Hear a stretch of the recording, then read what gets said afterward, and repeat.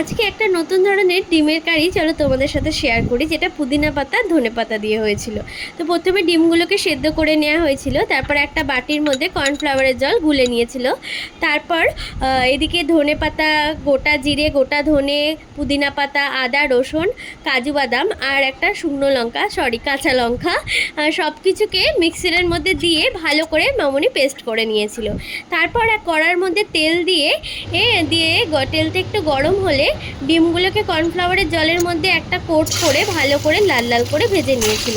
প্রত্যেকটা ডিম খুব সুন্দর করে ভাজা হয়ে গেলে তারপর ওই তেলের মধ্যেই গোটা জিরে ফোড়ন দিয়ে আর শুকনো লঙ্কা ফোড়ন দিয়ে কুচানো পেঁয়াজগুলোকে দিয়ে ভালো করে লাল লাল করে ভেজে নিয়েছিল।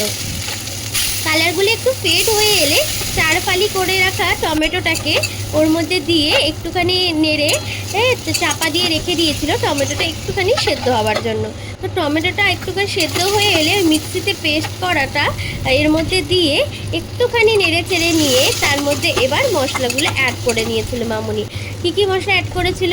কাশ্মীরি লাল লঙ্কার গুঁড়ো, নুন, হলুদ গুঁড়ো। তো এগুলো খুব ভালো করে নেড়ে চেড়ে নিয়ে একটুখানি ওই মশলার ওই জলটাকে, মানে মিক্সির ওই যে জলটাকে ভালো করে দিয়ে ভালো করে মশলাটা কষিয়ে নিয়েছিল। তারপর কষানো হয়ে গেলে ওই সিদ্ধ করে রাখা ডিমগুলোকে মাঝখান থেকে ফালি করে নিয়েছিল। তো এই ফালি করে নেওয়ার পরে ওই যে মশলাটা যেটা ফুটে গেছিলো ওর মধ্যে অল্প অল্প করে এটা দিয়ে দিয়েছিল। এটা দিয়ে কিন্তু বেশিক্ষণ ফোটায়নি, ওপর দিয়ে গরম মশলাটাকে ছড়িয়ে তৎক্ষণাৎ নামিয়ে নিয়েছিল।